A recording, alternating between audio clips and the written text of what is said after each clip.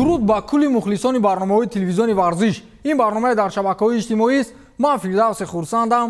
Рафтем.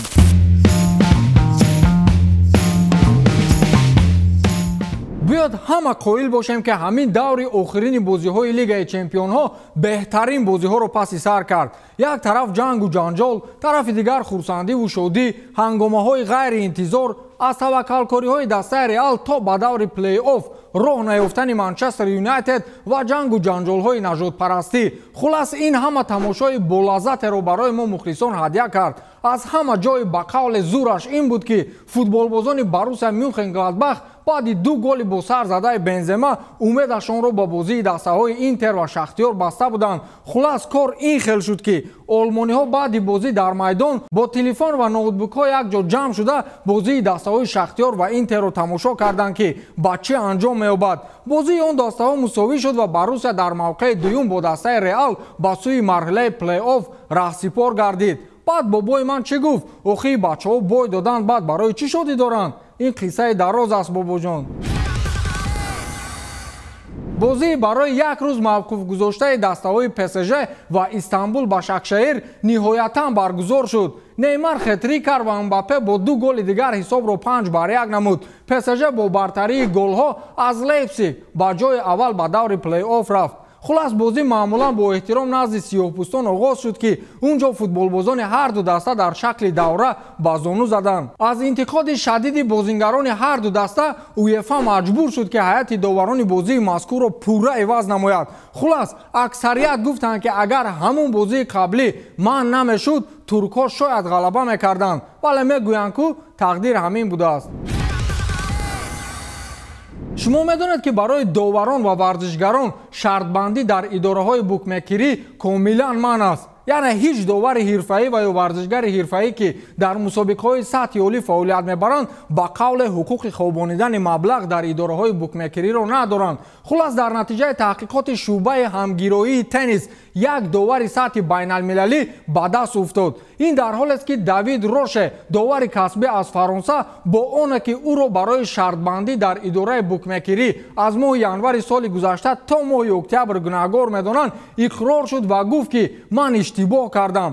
аммо ин гуфтаи ӯ ба дардаш нахӯрд, чун ӯро барои як иштибоҳаш 6 моҳ аз ҳаққи доварӣ дар кулли мусобиқаҳои теннис маҳрум карданд ва барои иштибоҳи дуюмаш 18 моҳи дигар ба он 6 моҳ зам намуданд. ҳоло ин охири кор нест. Давид Роше дар ин баробар бояд $5000 барои иштибоҳи якум месупорад ва $4000 дигар барои иштибоҳи дуюм ки дар умум $9000 ташкил медиҳад. баъд кампири бибии ман ҳамин хабарро шуниду гуфт ки 5 иштибоҳи дигар мекард, ба қавле капааш месӯхт.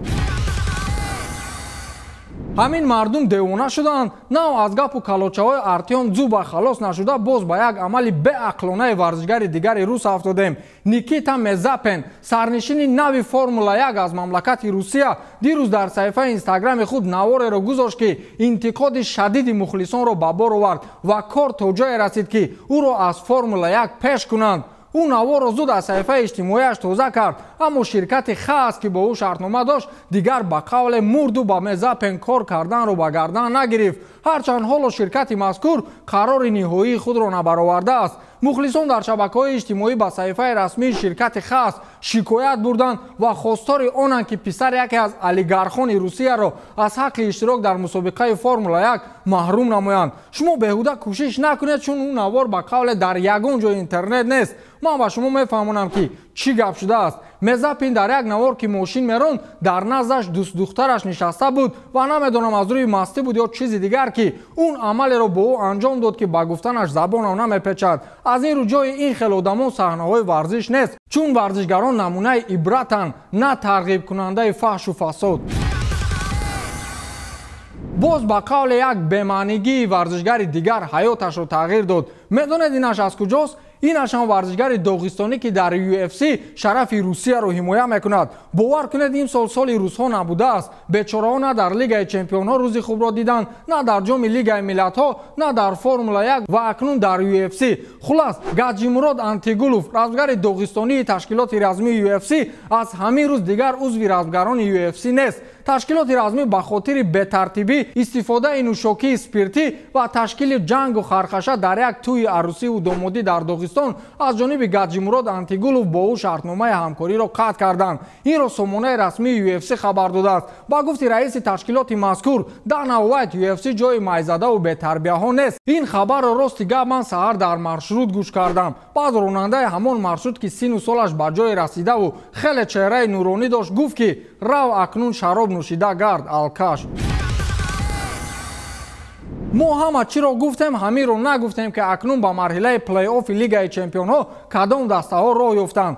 даври якашниҳоии Лигаи Чемпионҳо хеле гарм хоҳад шуд, чун бубинед ки дар ин марҳила кадом дастаҳо бо ҳам бархурд мекунанд. бо ҷои якум дар гурӯҳҳояшон аз дастаҳои англисӣ Челси, Ливерпул, Манчестер Сити, аз дастаҳои олмонӣ Боруссия Дортмунд ва Бавария, дастаҳои дигар Ювентус, Реал Мадрид ва ПСЖ ба даври якашниҳоӣ роҳ ёфтанд. бо ишғоли мавқеи дуюм дар гурӯҳ дастаҳои Порту, Севилья, Барселона, Латсио, Лейпциг, Аталанта, Атлетико ва Боруссия Мюнхен-Гладбах. барои дастаҳои русӣ бошад чӣ гунае ки дар боло гуфтем, ин бадтарин иштирок дар Лигаи Чемпионҳо буд.